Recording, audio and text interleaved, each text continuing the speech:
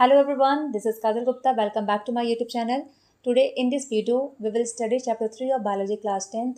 How do organism reproduce? तो सबसे पहले हम समझते हैं कि reproduction होता क्या है. The production of new organism from existing organism of same species. किसी भी स्पीसीज के एग्जिस्टिंग ऑर्गेनिज्म से न्यू ऑर्गेनिज्म का प्रोडक्शन होने को ही क्या बोलते हैं, रिप्रोडक्शन बोलते हैं. रिप्रोडक्शन ना हो तो क्या होगा, ये इंपॉर्टेंट क्यों है? It is very important. It is important for the continuity of species. कोई भी स्पीसीज अगर न्यू ऑर्गेनिज्म का प्रोडक्शन नहीं करेगा तो क्या होगा, उसका नेक्स्ट जनरेशन फॉर्म नहीं करेगा और उसका एग्जिस्टेंस खत्म हो जाएगा. तो इम्पॉर्टेंट है स्पीसीज की कंटिन्यूटी के लिए and survival of the group के लिए. मेथड ऑफ रिप्रोडक्शन की बात करें तो मेनली टू मेथड्स होते हैं, asexual reproduction method and sexual reproduction method. Asexual means क्या होता है, ए मीन्स होता है no and sexual means sex cells या गैमेट. तो इसमें कोई भी एक ऐसा रिप्रोडक्शन मेथड है जहाँ कोई गैमेट इन्वॉल्व नहीं होता है. ठीक है. The production of new organism from a single parent without involvement of gamete is called a sexual reproduction. यानी कि यहाँ एक तो गैमेट इन्वॉल्व नहीं होता है और यहाँ केवल सिंगल पेरेंट ही इन्वॉल्व होते हैं. ठीक है. तो सिंगल पेरेंट से ही न्यू ऑर्गेनिज्म का फॉर्मेशन होता है. अभी बात करें गैमेट होता क्या है, तो gametes are the special cells that having only half set of chromosome. अब ये क्या है, जैसे हमारी नॉर्मल सेल्स की बात करें तो हमारी नॉर्मल सेल्स कैसे होती है, डिप्लॉयड होती हैं. इसमें टोटल नंबर ऑफ ह्यूमन के केस में टोटल नंबर ऑफ क्रोमोसोम किसी सेल में कितनी होती है, 46 होती हैं. तो ये 46 नंबर ये डिप्लॉयड कंडीशन को रिप्रेजेंट करता है. वही हमारी जो गैमेट्स होती हैं, गैमेट या फीमेल के केस में क्या होता है, एग होता है और ह्यूमन मेन के केस में स्पर्म्स होते हैं. तो ये गैमेट होती है, गैमेट में केवल half set of chromosome present होते हैं. ये हैप्लॉइड होते हैं, हाफ सेट यानी कि केवल 23 क्रोमोसोम्स ही प्रेजेंट होते हैं. ठीक है. तो ह्यूमन के केस में गैमेट्स स्पर्म्स और एग होते हैं, जबकि प्लांट्स के केस में जो मेल गैमेट है वो पॉलन ग्रेन्स के अंदर प्रेजेंट होता है और फीमेल गैमेट एग होती है. अब बात कर लेते हैं characteristics of A sexual reproduction. A sexual reproduction के क्या क्या कैरेक्टरिस्टिक फीचर होते हैं. इसमें एक तो ये यूनिपेरेंटल होता है ना, सिंगल पेरेंट ही इन्वॉल्व होते हैं, यूनिपेरेंटल होता है ये. तो अब ऑब्वियसली दो पेरेंट तो है नहीं, सिंगल पेरेंट है, तो जो ऑर्गेनिज्म बनेगा, न्यू डॉटर ऑर्गेनिज्म बनेगा, वो पेरेंट का एग्जैक्ट कॉपी ही तो होगा. तो यहाँ पर जो डॉटर एनिमल होती है वो पेरेंट ऑर्गेनिज्म की एग्जैक्ट कॉपी होती है. और जब यहाँ पर गैमेट इन्वॉल्व नहीं हुआ है ना, gametes are not involve, gamete involve नहीं होता, इसीलिए इसको बोलते हैं ए गैमेटोजेनेसिस. तो इसमें ए गैमेटोजेनेसिस की प्रोसेस होती है, यानी कि a means no, gameto means gamete और जेनेसिस मतलब formation. No gamete formation takes place here. ठीक है. और गैमेट इन्वॉल्व नहीं होता तो जेनेटिक वेरिएशन भी नहीं होता है. तो there is no genetic variation, और अगर जेनेटिक वेरिएशन नहीं हुआ तो फिर कोई इवोल्यूशन भी नहीं होने वाला है. इवोल्यूशन का की पॉइंट है कि वहाँ पर वेरिएशन होना चाहिए, तब तो जाकर के कोई नई स्पीसीज का फॉर्मेशन होगा. ठीक है. तो कैरेक्टरिस्टिक्स आपको याद हो गया होगा, ये यूनिपेरेंटल होते हैं, तो डॉटर एनिमल पेरेंट की एग्जैक्ट कॉपी होती है. यहाँ कोई गैमेट इन्वॉल्व नहीं हो रहा है तो फिर कोई जेनेटिक वेरिएशन नहीं होगा और इस वजह से कोई भी इवोल्यूशन नहीं होता है. अब बात करते हैं types of A sexual reproduction. Types कितनी है, तो मेनली यहाँ पर 6 टाइप्स हमें पढ़ना है. Fission, budding, fragmentation, regeneration, spore formation and vegetative propagation. क्या क्या है, fission, budding, fragmentation, regeneration, spore formation and vegetative propagation. तो सबसे पहले हम समझते हैं फिजन क्या होता है. फिजन का मतलब क्या होता है, टूटना. यहाँ पर कोई भी फिजन के प्रोसेस सिर्फ यूनिसेलुलर ऑर्गेनिज्म में होता है. तो यूनिसेलुलर ऑर्गेनिज्म फिजन के थ्रू रिप्रोड्यूस करते हैं. यहाँ पर एक पेरेंट बॉडी है, वो दो या दो से अधिक पार्ट में स्प्लिट कर जाती है और हर पार्ट डेवलप करके न्यू ऑर्गेनिज्म बनाते हैं. ठीक है. तो फिजन में यूनिसेलुलर ऑर्गेनिज्म में होता है और यहाँ पेरेंट बॉडी दो या दो से अधिक पार्ट में स्प्लिट करके न्यू ऑर्गेनिज्म बनाती है. ठीक है. टाइप्स यहाँ भी ये फर्दर 2 टाइप्स में होते हैं, binary fission and multiple fission. Binary fission नाम से क्लियर है कि यहाँ पर 2 ऑर्गेनिज्म बनेंगे, मल्टीपल में बहुत सारे बनेंगे. तो बाइनरी फिजन में क्या होता है कि parent organism divides to form 2 new organism. ठीक है. Parent organism divide to form 2 new organism. अब ऐसा जो फिजन होता है, अभी हमने बताया बाइनरी फिजन प्रोटोजोन्स में होता है. बाइनरी फिजन भी, बाइनरी फिजन में कहाँ कहाँ कैसे प्रोटोजोन्स में नाम आपको याद रखना है, amoeba, paramecium, euglena, trypanosoma and leishmania. Amoeba, paramecium, euglena, trypanosoma and leishmania. यहाँ पे ट्रिप्नोसोमा आपको याद रखना है कि ट्रिप्नोसोमा से एक डिजीज़ भी होती है जिसे बोलते हैं sleeping sickness caused by trypanosoma. And leishmania भी एक डिजीज़ कॉज करती है जो है काला आजार। तो लिशमानिया कॉजेज काला आजार और ट्रिप्नोसोमा से होता है स्लीपिंग सीकनेस। लिशमानिया, काला आजार, ट्रिप्नोसोमा, स्लीपिंग सीकनेस। ठीक है, तो बाइनरी फिजन में क्या होता है, एक parent body mitosis, simple mitosis के थ्रू स्प्लिट करके दो सेल्स का फॉर्मेशन करती हैं, दो न्यू ऑर्गेनिज्म बनाती हैं। अभी हम पूरी प्रोसेस समझते हैं, हम एग्जांपल देंगे। अमीबा में जो बाइनरी फिजन है उसका मैकेनिज्म, उसका प्रोसेस क्या है, डिटेल ये समझते हैं। तो होता क्या, सबसे पहले अमीबा सेल अपने मैक्सिमम साइज ऑफ ग्रोथ तक पहुंच जाती है। पहले ये मैक्सिमम ग्रोथ कर लेती है और उसके बाद इसकी जो न्यूक्लियस है वो लेंथ में इंक्रीज करती है, तो nucleus lengthen and then nucleus split कर जाती है दो पार्ट्स में। तो न्यूक्लियस के स्प्लिट करने को बोलते हैं कैरियोकाइनेसिस। ठीक है, तो न्यूक्लियस स्प्लिट कर गया, कैरियोकाइनेसिस, और इसके बाद अब साइटोप्लाज्म में डिवाइड कर जाता है दो हिस्सों में, और वन पार्ट दोनों ही न्यूक्लियस के अराउंड में कलेक्ट हो जाता है, सेल मेम्ब्रेन का फॉर्मेशन हो जाता है और दो न्यू ऑर्गेनिज्म का फॉर्मेशन हो जाता है इस तरीके से। तो रिपीट करते हैं सारे मैकेनिज्म में क्या क्या प्रोसेस होती है। First of all, amoeba has to reach its maximum size of growth and then its nucleus lengthen and divide into two parts. This is called karyokinesis. And then cytoplasm also divide into two parts and collect one part around each nucleus. The cell membrane form. In this way, a single parent amoeba produce two daughter amoebae. ठीक है, तो यहाँ पर amoeba singular form है, अमीबी plural form होता है। तो किस तरीके से अमीबा का फॉर्मेशन हुआ यह क्लियर हो गया। यहाँ पर अगर आपसे मैकेनिज्म पूछता है, प्रोसेस पूछता है बाइनरी फिजन का, बाइनरी फिजन इन लिशमानिया या ट्रिप्नोसोमा, तो आप अमीबा हटाइए और वहाँ पर ये नाम ऐड कर दीजिए, लिशमानिया, ट्रिप्नोसोमा जो भी है, आपका ये पूरा मैकेनिज्म सभी में सेम होगा। नेक्स्ट है मल्टीपल फिजन। तो मल्टीपल फिजन में क्या होता है, एक पेरेंट बॉडी होती है, वो स्प्लिट करके कई न्यू बॉडी का फॉर्मेशन करती है। तो a parent organism divide to form many new organism at the same time, this is multiple fission. और ऐसा इसका एग्जाम्पल क्या है, प्लाज्मोडियम। तो प्लाज्मोडियम मल्टीपल फिजन के थ्रू रिप्रोड्यूस करती है। इसका मैकेनिज्म सुनिए ध्यान से। होता क्या है कि जो प्लाज्मोडियम है अनफेवरेबल कंडीशन में अपने अराउंड, अपने सेल के अराउंड में एक प्रोटेक्टिव लेयर बना लेती है जिसे हम बोलते हैं सिस्ट बना लेती है, और सिस्ट के अंदर इसके न्यूक्लियस सेवरल टाइम्स स्प्लिट करते हैं। तो स्प्लिट कर जाते हैं कई बार न्यूक्लियस, और उस सिस्ट के अंदर ही साइटोप्लाज्म का हिप डिवीजन होने लग जाता है, और हर न्यूक्लियस के अराउंड में थोड़े थोड़े से साइटोप्लाज्म में कलेक्ट हो जाते हैं, सेल मेम्ब्रेन का फॉर्मेशन हो जाता है। जैसे ही फेवरेबल कंडीशन आता है, ये सिस्ट रप्चर कर जाता है, ब्रेक कर जाता है, और यहाँ से डॉटर सेल्स बाहर आ जाती हैं। तो इस तरीके से एक पेरेंट प्लाज्मोडियम से कई सारे डॉटर प्लाज्मोडियम का फॉर्मेशन हो जाता है। आपको पता है कि प्लाज्मोडियम से ही मलेरिया होता है, तो प्लाज्मोडियम इज मलेरिया पैरासाइट। तो ये हमारी आरबीसी में जाकर के इसी तरीके से मल्टीपल फिजन करके अपने नंबर्स को इंक्रीज करती हैं और हमारी आरबीसी को डिस्ट्रॉय करना शुरू करती हैं। नेक्स्ट है बडिंग। इसमें बड के थ्रू न्यू बॉडी का फॉर्मेशन होता है। देखते हैं हाइड्रा में ये प्रोसेस कैसे होता है। सबसे पहले बॉडी सरफेस पर एक आउट ग्रोथ का फॉर्मेशन होता है, इस आउट ग्रोथ को बड बोलते हैं।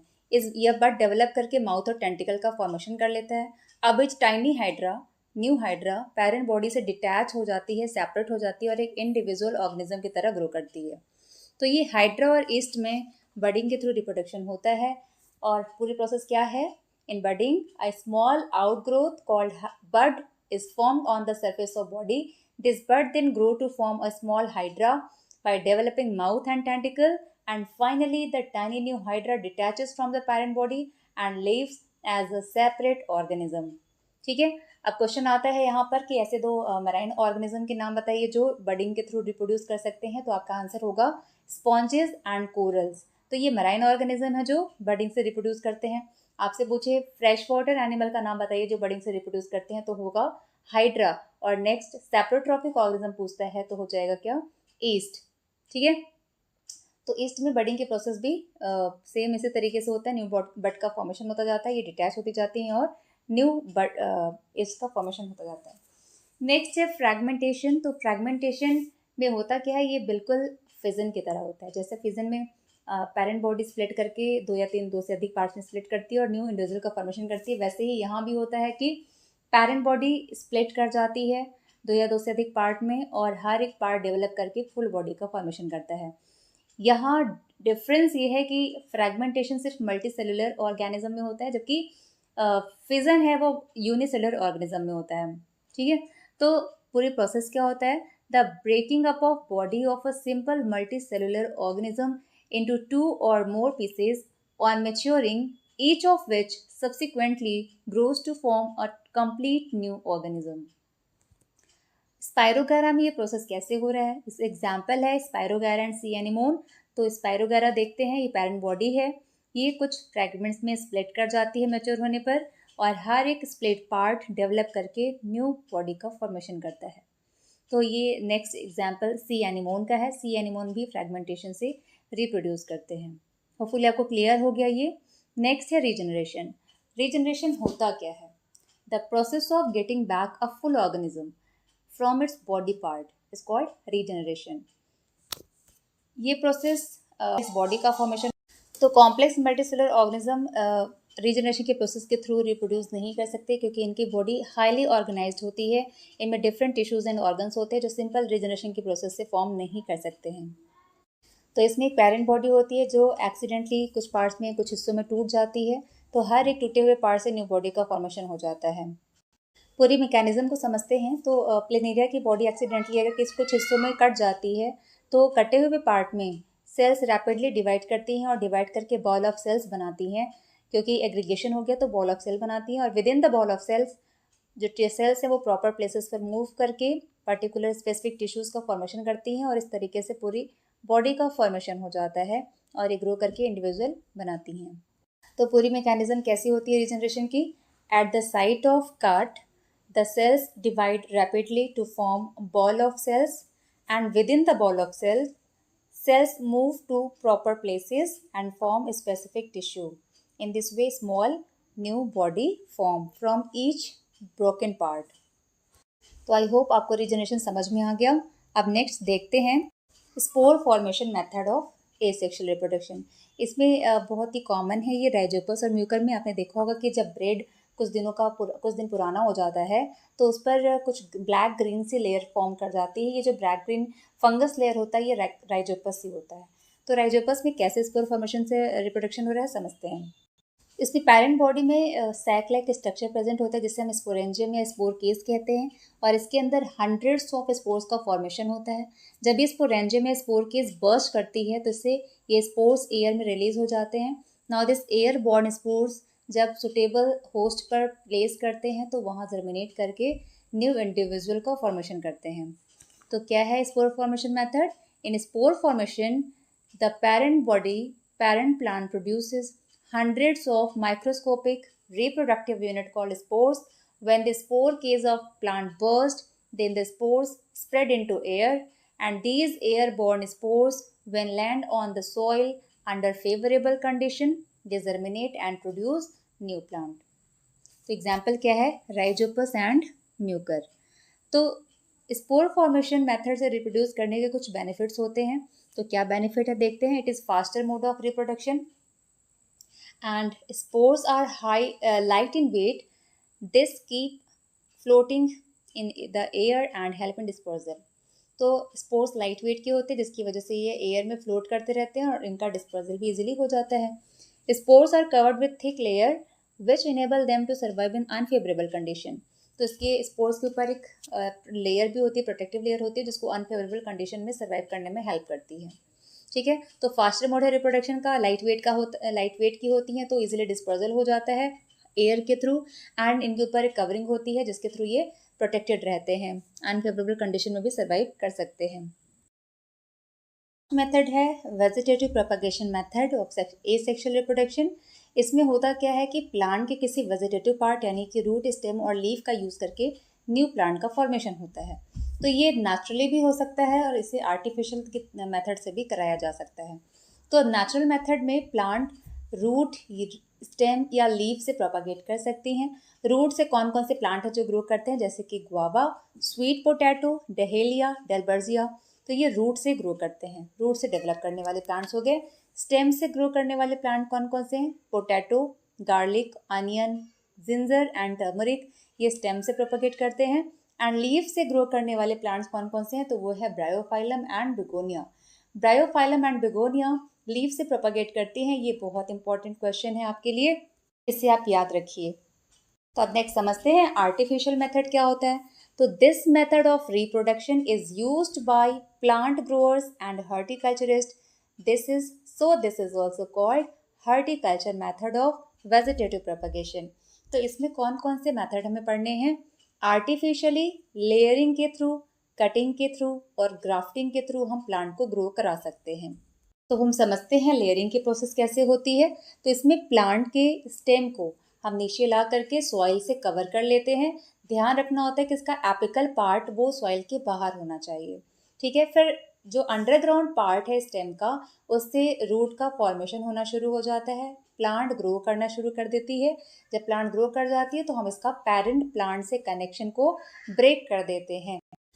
इस तरीके से एक पेरेंट प्लांट से कई सारे न्यू प्लांट का फॉर्मेशन किया जा सकता है, इसे हम लेयरिंग बोलते हैं। तो लेयरिंग क्या है, roots are induced to develop on the soft stem before they are detached from the parent plant for propagation. तो यूजुअली इसे हम अर्ली रेनी सीजन में करते हैं लेयरिंग के प्रोसेस को। एग्जाम्पल समझते हैं जो प्लांट लेयरिंग के थ्रू प्रोपगेट करते हैं, वो है जैस्मीन, लेमन, गुआवा, स्ट्रॉबेरी। तो ये सारे प्लांट्स ऐसे हैं जिनको हम लेयरिंग के थ्रू ग्रो करा सकते हैं। अब कटिंग समझते हैं। इसमें पेरेंट प्लांट के किसी वेजिटेटिव पार्ट की कटिंग करके सॉइल में लगा देते हैं और ये एक न्यू प्लांट का फॉर्मेशन कर लेता है। तो small piece of any vegetative part of plant like root, stem और leaf are used to develop the complete plant. This is cutting. Example कहाँ कहाँ कटिंग के थ्रू प्रोपगेशन होता है, तो मोस्ट कॉमन है ये रोज़ में, रोज़ कटिंग करते हैं। तो रोज़ है, चाइना रोज़ यानी हिबिस्कस है, टी है, बोगनविलिया और सिट्रस, ये कटिंग के थ्रू रिप्रोड्यूस करते हैं। नेक्स्ट आर्टिफिशियल मेथड है ग्राफ्टिंग। इसमें दो डिफरेंट प्लांट के स्टेम को का यूज़ किया जाता है। तो डिफरेंट प्लांट के स्टेम को ज्वाइन करके एक सिंगल प्लांट का फॉर्मेशन किया जाता है। एक प्लांट का स्टेम जो विद रूट है इसे स्टॉक कहते हैं और दूसरे प्लांट का स्टेम जो विदाउट रूट है इसे सियोन कहते हैं। तो इन दोनों में स्लांट कट करके यानी एक साथ ज्वाइन किया जाता है और ज्वाइन करके इसे हम बाइंड कर देते हैं ताकि ये प्रॉपरली अटैच हो जाए और इस तरीके से हम ग्राफ्टिंग के थ्रू एक सिंगल प्लांट का फॉर्मेशन कर लेते हैं। हाँ, इसमें ध्यान रखना होता है कि जब हम ग्राफ्टिंग करते हैं तो स्टॉक और सियोन इन दोनों ही प्लांट स्टेम के कैम्बियम की मैचिंग कराते हैं। कैम्बियम सेम पॉइंट पर ही, सेम कॉन्टेक्ट पर होना चाहिए, जिससे कि कैम्बियम के अंदर जाइलम और इसके बाहर जो फ्लोएम है ये भी प्रॉपर मैच कर जाएंगे, जिससे इजीली ट्रांसपोर्टेशन हो पाएगा फूड एंड वाटर का। तो ग्राफ्टिंग के थ्रू हम डिजायर्ड प्लांट का फॉर्मेशन कर सकते हैं। प्रोसेस क्लियर हुआ। The stem of two different plant, one with root and another without root, are joined together in such a way that two stems join and grow as a single plant. This is grafting. तो हमें क्या ध्यान रखना होता है इसमें, the cambium layer of scion should be in contact with cambium layer of stalk. अभी हम समझने जा रहे हैं माइक्रो प्रोपगेशन या टिश्यू कल्चर क्या होता है। The propagation of plant by culturing the cells and tissues in laboratory in a nutrient medium is called micropropagation या टिश्यू कल्चर। इसमें होता क्या है कि किसी प्लांट का, कोई हेल्दियर प्लांट है जिससे हमें न्यू प्लांट का फॉर्मेशन करना है, तो उसकी जो सेल या टिश्यू का हम यूज़ करते हैं टिश्यू कल्चर के लिए, उसे हम टिश्यू सैंपल या एक्सप्लांट कहते हैं। तो ये सैंपल को हम लेते हैं और लैब में न्यूट्रिएंट मीडियम में रखते हैं। न्यूट्रिएंट मीडियम में ये डिवाइड करता जाएगा सेल्स और डिवाइड करके अनडिफ्रेंशिएटेड मास ऑफ सेल बनाता है जिसे कैलस बोलते हैं। और ये कैलस से देन रूट और स्टेम का फॉर्मेशन हो जाता है और फिर इस तरीके से छोटे छोटे प्लांटलेट्स मिल जाते हैं। तो क्या है ये, propagation of plant by culturing the cells and tissues in laboratory in a nutrient medium. This is micro propagation. Initially this form an undifferentiated mass of cells that is called callus, and callus differentiate to produce many small plantlets. Tissue culture के advantage देख लेते हैं। इस method से हमें less time में, less space में number of plants मिलते हैं। The number of plants can be produced, can be obtained in very less time and in less space. इस मेथड से मिलने वाले प्लांट पेरेंट बॉडी के आइडेंटिकल होते हैं। The plants produced are identical to the mother plant. और इस method से मिलने वाले प्लांट डिजीज फ्री होते हैं, हेल्दी होते हैं। So the production of healthier plants which exhibit better disease resisting power. हमने कवर कर लिया एसेक्सुअल रिप्रोडक्शन मेथड और अब हम पढ़ने जा रहे हैं सेक्सुअल रिप्रोडक्शन। क्या होता है ये? The production of new organism from two parent with involvement of gametes is called sexual reproduction. तो इस कैरेक्टरिस्टिक्स क्या होती हैं? फर्स्ट पॉइंट कि इसमें गैमेट इन्वॉल्व हो रहा है। गैमेट की फॉर्मेशन मियोसिस और क्रॉसिंग ओवर से होती है और गैमेट के फ्यूज़न को हम फर्टिलाइजेशन कहते हैं। तो क्रॉसिंग ओवर और फर्टिलाइजेशन इन दोनों प्रोसेस की वजह से ही जेनेटिक वेरिएशन आता है। तो डॉटर एनिमल्स में जेनेटिक वेरिएशन होता है और ये वेरिएशन क्या है? की ऑफ एवोल्यूशन। तो इसकी वजह से एवोल्यूशन भी कॉज करते हैं ये, ठीक है। तो gametes are involve, meiosis, crossing over and fertilization occur. So there is genetic variation in daughter animal and this cause evolution. ठीक है, तो these are the characteristics of sexual reproduction। और एक पॉइंट है कि जनरली जो सेक्सुअल रिप्रोडक्शन होता है इसमें ये बाई पैरेंटल होते हैं, लेकिन कुछ ऐसे भी ऑर्गेनिज्म होते हैं जो कि यूनिपैरेंटल होते हैं, जैसे कि टेपवर्म, जिसे हम टीनिया सोलियम कह रहे हैं। तो ये यूनिपैरेंटल होता है जो कि सेक्सुअली रिप्रोड्यूस करते हैं। अब हम पढ़ेंगे सेक्सुअल रिप्रोडक्शन इन प्लांट्स। तो प्लांट में जो रिप्रोडक्टिव यूनिट है वो है फ्लावर। फ्लावर में ही सारे पार्ट्स प्रेजेंट होते हैं। फ्लावर कंटेन 4 वर्ड जो कि फ्लोरल पार्ट बनाते हैं। वो कौन कौन से? Calyx, Corolla, androecium and gynoecium. तो फ्लावर के थैलेमस या रिसेप्टिकल से ग्रीन छोटी छोटी सी लीफ लाइक स्ट्रक्चर का फॉर्मेशन होता है जिसे हम सेपल्स कहते हैं और इन सेपल्स के ग्रुप को बोलते हैं कैलिक्स। ये ग्रीन है तो इसका एक काम तो होता है कि फोटोसिंथेसिस भी करता है और साथ ही ये फ्लावर बड को प्रोटेक्ट भी करता है। तो आपने देखा होगा रोज़ में जब रोज़ बड कंडीशन में होता है तो ये कैलिक्स इसे ग्रो करके इसे प्रोटेक्ट करती हैं। सेकेंड है कोरोला। तो जो फ्लावर का कलरफुल पार्ट होता है जिसे हम पेटल्स कहते हैं, ये पेटल्स के ग्रुप को कोरोला कहते हैं। इनका काम क्या होता है? ये इंसेक्ट को अट्रैक्ट करते हैं पॉलिनेशन के लिए। ग्रुप ऑफ स्टैमेन को एंड्रोशियम बोलते हैं एंड ग्रुप ऑफ पिस्टिल को गाइनोशियम बोलते हैं।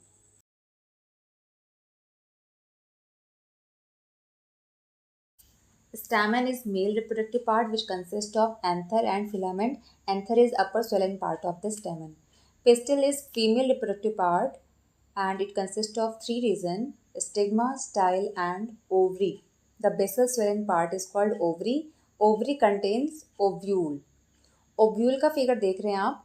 ओव्यूल में ही एग प्रेजेंट है और इसमें पोलर न्यूक्लियाई भी प्रेजेंट होती है जिसका यूज़ हम आगे फर्टिलाइजेशन में पढ़ने वाले हैं। Now the steps of sexual reproduction in plants. तो पहला स्टेप होता है पॉलिनेशन का, फिर सेकेंड होगा पॉलन ट्यूब जर्मिनेशन और उसके बाद होगा फर्टिलाइजेशन एंड लास्ट में सीड फॉर्मेशन। तो सबसे पहले हम समझते हैं पॉलिनेशन क्या होता है। The transfer of pollen grain from anther to stigma is called pollination. तो एंथर के अंदर होती हैं पॉलन ग्रेन्स जो कि मेल गैमेटोफाइट हैं और ये पॉलन ग्रेन का ट्रांसफर स्टिग्मा पर होता है, इसी को पॉलिनेशन बोलते हैं। और ये 2 टाइप की होती हैं, self pollination and cross pollination. Self pollination name से क्लियर है कि यहाँ पर सेम फ्लावर की बात हो रही है कि transfer of pollen grain from anther to stigma of the same flower, ठीक है। तो सेम फ्लावर में, यानी कि ऐसा कब पॉसिबल है? जब फ्लावर बाइसेक्सुअल हो। तो बाइसेक्सुअल फ्लावर में ही सेल्फ पॉलिनेशन पॉसिबल है क्योंकि उसमें दोनों पार्ट प्रेजेंट होने चाहिए, मेल और फीमेल पार्ट दोनों प्रेजेंट होंगे, तभी तो सेम फ्लावर में ही एंथर से स्टिग्मा पर पॉलन ग्रेन का ट्रांसफर होगा। सेकेंड है क्या? Cross pollination. क्रॉस मतलब यहाँ पर सेम फ्लावर नहीं होगा, डिफरेंट फ्लावर के बीच में ट्रांसफर होता है। Transfer of pollen grain from anther to stigma of different flower. तो यूनिसेक्सुअल फ्लावर होती हैं, जनरली यूनिसेक्सुअल हैं तो उसमें क्रॉस पॉलिनेशन होता है, हालांकि बाइसेक्सुअल है तो भी उसमें क्रॉस पॉलिनेशन कराया जा सकता है। पॉलिनेशन होने के बाद पॉलन ग्रेन पहुंच चुकी हैं स्टिग्मा पर और अब उनका होगा जर्मिनेशन। तो सेकेंड स्टेप है क्या? Pollen tube germination. तो पॉलन ट्यूब जर्मिनेशन क्या होता है? तो पॉलन ट्यूब जर्मिनेट करती हैं ओव्यूल की तरफ और इस ट्यूब के अंदर 2 मेल गैमेट प्रेजेंट होती हैं, ठीक है। तो pollen tube contains 2 male gamete. तो ये दोनों मेल गैमेट पॉलन ट्यूब के थ्रू ओव्यूल में रिलीज कर दी जाती हैं और ओव्यूल में जाने के बाद एक जो मेल गैमेट है वो एग से फ्यूज़ करता है तो यहाँ पर क्या हो रहा है, दो गैमेट का फ्यूज़न हो रहा है, मेल गैमेट का फीमेल गैमेट के साथ में। फीमेल गैमेट एग है, तो fusion of male and female gamete, this is called fertilisation. और ये ट्रू फर्टिलाइजेशन है, मेल गैमेट का एग के साथ में फ्यूज़न होना ट्रू फर्टिलाइजेशन है, इसे बोलते हैं सिनगैमी। तो फर्टिलाइजेशन का रिजल्ट क्या होता है, जाइगोट का फॉर्मेशन। तो ये हैप्लॉइड गैमेट हैं, इनका जब फ्यूज़न होगा तो क्या बनेगा, डिप्लॉइड जाइगोट का फॉर्मेशन होगा। ठीक है, वहीं जो दूसरा मेल गैमेट है वो पोलर न्यूक्लियाई से फ्यूज़ करता है, तो this fuse with the polar nuclei. तो यहाँ पर क्या होता है, पोलर न्यूक्लियाई आपने पढ़ा पीछे कि दो पोलर न्यूक्लियाई होती है, दोनों हैप्लॉइड होती है, पहले दोनों फ्यूज़ करती हैं, जब ये फ्यूज़ कर देती है तो बनता है क्या, सेकेंडरी न्यूक्लियस। ये सेकेंडरी न्यूक्लियस डिप्लॉइड हो जाता है ना। तो पोलर न्यूक्लियाई फ्यूज़ की तो डिप्लॉइड सेकेंडरी न्यूक्लियस बना, और अब इस सेकेंडरी न्यूक्लियस मेल गैमेट के साथ में फ्यूज़न होता है तो ट्रिप्लॉइड सेल का फॉर्मेशन होता है, तो इसे बनता है एंडोस्पर्म। तो यहाँ पर आप देखो कि 3 फ्यूजन्स हो रहे हैं ना, तो 2 पोलर न्यूक्लियाई और एक मेल गैमेट का फ्यूज़न हो रहा है, इसीलिए इसको बोलते हैं ट्रिपल फ्यूज़न। ठीक है, तो male gamete fuse with the egg cell, this is called syngamy or true fertilization, and as a result of syngamy there is zygote formation। और यहाँ पर क्या है, the fusion of male gamete with secondary nucleus, this is called triple fusion, and result of triple fusion is formation of endosperm। तो इसमें endosperm का formation होता है। एंडोस्पर्म का काम क्या है, it provide nourishment to the developing embryo. तो डेवलपिंग एम्ब्रियो को ये नरिशमेंट प्रोवाइड करने का काम करता है। वहीं जाइगोट आगे डेवलप करके क्या बनाएगी, एम्ब्रियो। तो चूँकि इस प्रोसेस में फर्टिलाइजेशन यानी सिनगमी और ट्रिपल फ्यूज़न दोनों ही प्रोसेस साथ में होती हैं, इसीलिए 2 फर्टिलाइजेशन साथ में हो रहे हैं ना, तो इसे बोलते हैं डबल फर्टिलाइजेशन। ठीक है, तो डबल फर्टिलाइजेशन इसलिए बोलते हैं क्योंकि यहाँ पर सिनगैमी और ट्रिपल फ्यूज़न दोनों दो फर्टिलाइजेशन हो रहे हैं, इसलिए इसको बोलते हैं डबल फर्टिलाइजेशन। और अब हम देखते हैं फर्टिलाइजेशन के बाद की इवेंट, पोस्ट फर्टिलाइजेशन इवेंट। तो फर्टिलाइजेशन होने के बाद होता क्या है, जो ओव्यूल है वो सीड में कन्वर्ट हो जाती है, और जो ओवरी है वो फ्रूट में कन्वर्ट हो जाती है। ठीक है, तो फ्रूट का फॉर्मेशन किससे होता है, ओवरी से होता है। वहीं सीड का फॉर्मेशन किससे होता है, ओव्यूल से होता है। सीड का फॉर्मेशन तो हो गया, और अब क्या होगा, सीड का जर्मिनेशन, जिससे कि नए प्लांट का फॉर्मेशन होता है। तो सीड का जर्मिनेशन पढ़ेंगे हम। तो सीड का जर्मिनेशन कैसे होता है, तो सबसे पहले सीड को जब हम वाटर में रखते हैं तो वाटर एब्जॉर्ब करने के बाद सीड स्वेल कर जाती है ना, और फिर इसके सीड को बर्स्ट कर जाती है और यहाँ से रेडिकल का फॉर्मेशन होने लगता है। तो रेडिकल जो फॉर्म करती है ये आगे डेवलप करके रूट का फॉर्मेशन करती है, और वहीं फिर बाद में इससे प्लम्यूल का फॉर्मेशन होता है। प्लम्यूल अपवर्ड चल के शूट का फॉर्मेशन करता है। ठीक है, तो यही है सीड जर्मिनेशन, यानी कि सीड से ही न्यू प्लांट का फॉर्मेशन ऐसे ही होता है। ये रूट बना लेती हैं और रेडिकल से रूट और प्लम्यूल से शूट का फॉर्मेशन होता है, फिर पूरे प्लांट का फॉर्मेशन हो जाता है। अच्छा, आप लोगों ने घर में तो देखा ही होगा, जब हम चना को भिगा के रखते हैं, वाटर में शो करते हैं, तो क्या होता है, ये पहले स्वेल कर जाता है, और फिर अगर इसको हम 1-2 दिन के लिए छोड़ दें तो यहाँ से जर्मिनेशन हो जाता है। तो जो जर्मिनेशन होता है वो पहले रेडिकल का फॉर्मेशन होता है ना, जिसे हम स्प्राउट कह रहे हैं। तो इसको फिर फर्दर 3-4 दिनों के लिए छोड़ दिया जाए तो यहाँ से प्लम्यूल भी बन जाते हैं, और फिर इसी से जर्मिनेशन होकर के शूट का फॉर्मेशन होता है। एग्जाम में डाइकोट सीड का स्ट्रक्चर पूछा जाता है, तो डाइकोट सीड में 2 कॉटिलेडॉन होती हैं, और एम्ब्रियोनल एक्सिस पर नीचे की तरफ रेडिकल और ऊपर की तरफ प्लम्यूल होती हैं। ठीक है, तो ये फिगर भी आपको याद रखना है। और अब हम पढ़ने जा रहे हैं sexual reproduction in human being. तो ह्यूमन में सेक्शुअल मैच्योरिटी कब आती है, एट प्यूबर्टी। प्यूबर्टी क्या है, the age at which sex hormones begins to produce and boys and girls become sexually mature. तो वो एज जिसमें मेल और फीमेल सेक्स हार्मोन्स का प्रोडक्शन होना शुरू हो जाता है, तो उसे बोलते हैं प्यूबर्टी। मेल सेक्स हार्मोन किसे बोलते हैं, टेस्टोस्टेरोन या एंड्रोजन को। तो टेस्टोस्टेरोन का सिक्रेशन होता कहाँ से है, टेस्टिस से होता है। वहीं फीमेल सेक्स हार्मोन क्या है, एस्ट्रोजन एंड प्रोजेस्टेरोन, जिसका सिक्रेशन कहाँ से होता है, ओवरी से। तो प्यूबर्टी आने पर बॉयज़ और गर्ल्स में कुछ चेंजेस होते हैं, वो चेंजेस क्या है उसे हम समझते हैं। प्यूबर्टी की एज बॉयज़ में क्या होती है, 12 to 13 ईयर होती है। तो 12 to 13 ईयर पर प्यूबर्टी आती है बॉयज़ में, जबकि फीमेल के केस में प्यूबर्टी का एज क्या होता है, 10 to 12 ईयर। ठीक है, तो इसमें चेंजेस क्या क्या हो रहे हैं, बॉयज़ के केस में जो वॉइस है वो हाई पिच वॉइस हो जाती है, जबकि गर्ल्स की कैसी होती है, लो, सॉरी उल्टा हो गया है, बॉयज़ के केस में कैसी हो जाती है, लो पिच वॉइस होती है, जबकि गर्ल्स के केस में हाई पिच वॉइस हो जाती है ना। गर्ल्स की जितनी मेलोडियस, जितनी स्लो वॉइस होती है, उतनी ही पिच हाई होती है। ठीक है, तो गर्ल्स में पिच हाई होती है, जबकि बॉयज़ में लो पिच होती है। बियर्ड का फॉर्मेशन हो जाता है बॉयज़ के केस में, जबकि गर्ल्स के फेस स्मूथ हो जाती हैं। और वही शोल्डर की बात करें तो शोल्डर मेल के केस में क्या होता है, ब्रॉडन होता है, और फीमेल के केस में ये नैरो होता है। वही हिप की बात करें तो हिप में उल्टा होता है, बॉयज़ के केस में हिप नैरो होता है और फीमेल के केस में हिप ब्रॉडर होता है। तो ये चेंजेस आते हैं प्यूबर्टी में। तो अब हम देखते हैं कौन कौन से रिप्रोडक्टिव ऑर्गन है मेल और फीमेल के केस में। तो अब मेल में जो प्राइमरी सेक्स ऑर्गन होता है उसे हम टेस्टिस बोलते हैं। प्राइमरी ऑर्गन का मतलब हुआ कि ये वो पार्ट होता है जहाँ से गैमीट का फॉर्मेशन होता है। तो जिस पार्ट से गैमीट बनती है उसे हम प्राइमरी रिप्रोडक्टिव ऑर्गन बोलते हैं। तो मेल के केस में क्या होगा, वो टेस्टिस, और फीमेल के केस में क्या होता है, ओवरी। ओवरी से एग का फॉर्मेशन होता है, तो ये प्राइमरी रिप्रोडक्टिव ऑर्गन है। अब सेकेंडरी रिप्रोडक्टिव ऑर्गन मेल के केस में क्या होता है, epididymis, vas deferens, seminal vesicle, prostate gland and penis. तो ये सेकेंडरी रिप्रोडक्टिव ऑर्गन होते हैं, जबकि फीमेल के केस में जो सेकेंडरी रिप्रोडक्टिव ऑर्गन है वो क्या है, fallopian tube, uterus, vagina, mammary gland, ये सेकेंडरी रिप्रोडक्टिव ऑर्गन है जो कि एसोसिएटेड पार्ट होते हैं। तो कुछ टर्म्स को हम यहाँ समझ लेते हैं। एक टर्म है ओवुलेशन। ओवुलेशन क्या होता है, फीमेल के केस में ओवुलेशन होता है तो release of ovum from the ovary is called ovulation. तो ओवरी से एग रिलीज होने के प्रोसेस को बोलते हैं ओवुलेशन। और जब ओवुलेशन हो जाता है तो फर्टिलाइजेशन होती है।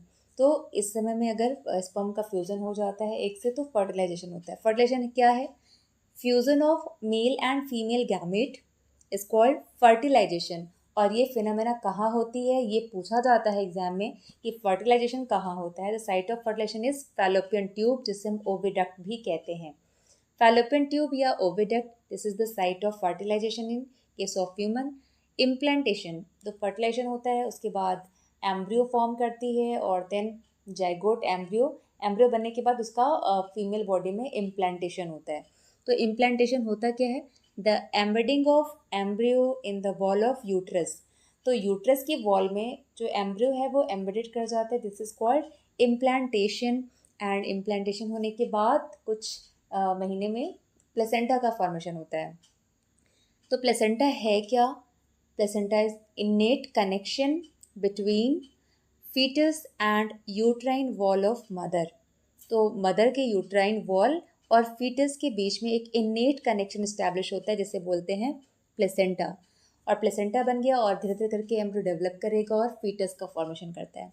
तो फीटस किसे बोलते हैं, the unborn young one of viviparous animal form in uterus is called foetus. यानी कि जब तक बेबी यंग वन जो है, जो डेवलप कर रहा है, वो मदर के यूट्रस में है, तब तक उसे हम फीटस ही बोलते हैं। ठीक है, तो मदर बॉडी से बाहर आने के बाद उसे बेबी बोलते हैं, अदरवाइज वो क्या है, फीटस होता है। अब नेक्स्ट है गेस्टेशन पीरियड। ये क्या है, तो time period from the fertilisation up to the birth of baby. तो फर्टिलाइजेशन होने के बाद से लेकर के बर्थ होने तक का जो टाइम पीरियड होता है वो गेस्टेशन पीरियड कहलाता है। और ह्यूमन के केस में जो गेस्टेशन है वो 9 मंथ का होता है। फिर लास्ट जब 9 मंथ कंप्लीट हो जाता है तो होता है पार्चुरेशन। तो पार्चुरेशन क्या होता है, the process of expelling the complete young one from the mother's uterus is called parturition. तो बच्चों वीडियो कैसा लगा कमेंट में हमें ज़रूर बताएं, और अब तक चैनल को सब्सक्राइब नहीं किया है तो सब्सक्राइब जरूर करें। Thank you.